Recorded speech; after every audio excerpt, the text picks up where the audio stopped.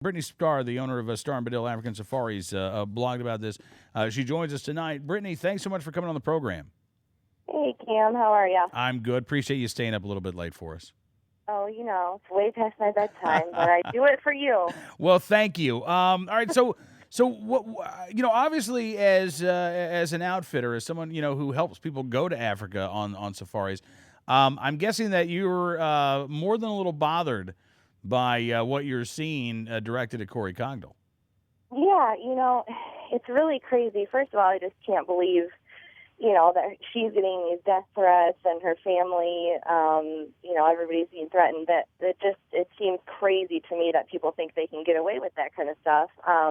So I hope that, is prosecuted, I guess. But yeah, it's really funny. I was reading through some of the tweets, and one of the pictures, I guess, that kind of stemmed, this whole thing was a picture of Corey with a zebra that she had taken in Africa.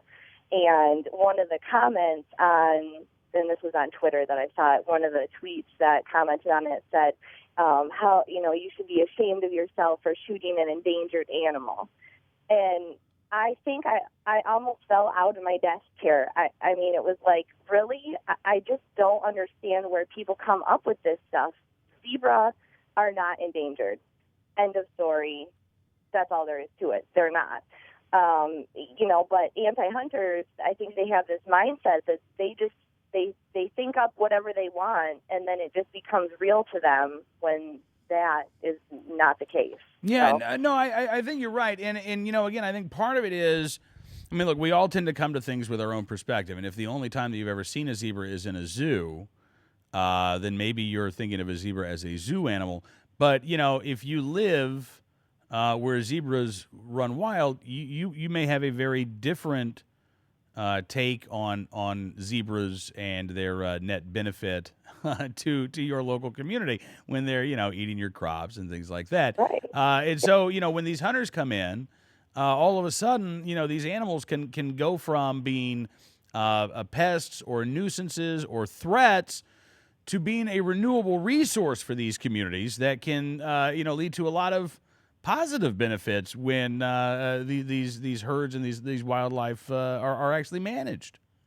Yeah, exactly. And, I think, obviously, most of us in the hunting community and the hunting industry, we all understand that, conservation is a key piece that goes into, really what we're doing. I mean, that's what we're all about. And like you said, certain animals, if they're left to just, reproduce and they get to be a nuisance. They there's too many per acre, and the habitat just cannot sustain that many animals. So, it's really a huge key piece of hunting in general to, come in and really make sure that the numbers are kept where they need to be in order to sustain the animals on the land.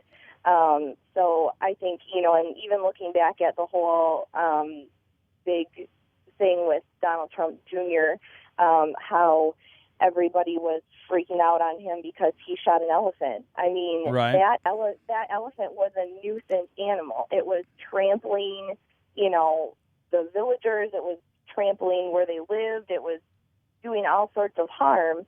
And he went in there and, he helped those people. And not to mention, every single part of an animal that's harvested in Africa is utilized. I mean, all the meat is eaten. Everything is used. It either goes to the hunters, to the camp, to, the employees of the outfitting business, to the villagers. I mean, everything. So nothing is going to waste at all. And I'm not sure what it is quite about zebra that gets some people up in arms.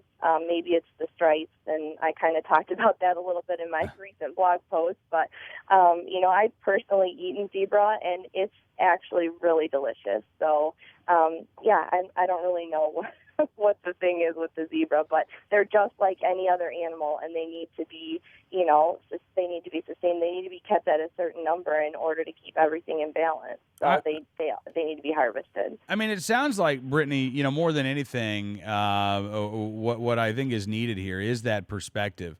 You know, clearly there are a lot of individuals out there who may love animals very much. I think they might be surprised to know that hunters can also be animal lovers, Oh yeah, and can care about the well-being of animals. As a matter of fact, as you say, you know, without proper wildlife management, a lot of these individual creatures are going to lead lives that are, you know, shorter, that are spent diseased and sick, and you know, you can be a conservationist, you can be a hunter, you can want healthy wildlife populations to be sustained so that future generations, quite frankly, can continue to enjoy these animals, including hunting the large, stable population of these animals. yeah, exactly. And you know, I don't think some people don't realize that, you know, if the population is out of control and there's too many animals, those animals are going to starve to death, and they're going to be wasted. They're not going to be put to, you know, the kind of use that they would be if, you know, someone came in and harvested that animal legally, ethically, and then utilized every single piece of it, you know. So yeah, like you said, I think it just comes down to trying to educate people. And you know, Africa is a whole different ballgame. Not everybody goes to Africa. I mean, there's a large amount of people that do go on safari. Obviously, you know, that's what I deal with in my business every single day is helping people go on safari. But I think some people just don't understand. And, you know, as long as people are willing to listen, then there's going to be people like me who are willing to explain it to them. So I just hope that, you know, by writing that blog post and by talking to you and tweeting and doing all these things, that maybe I can help to educate someone who doesn't really understand, you know, what's going on. So Absolutely. Well, listen, Brittany, glad you could be with us on the program tonight. Keep up the great work, and look forward to talking again soon. thanks, Cam. Good to talk to you. All right, you too. Brittany Starr joining us from Star and Bedell African Safaris.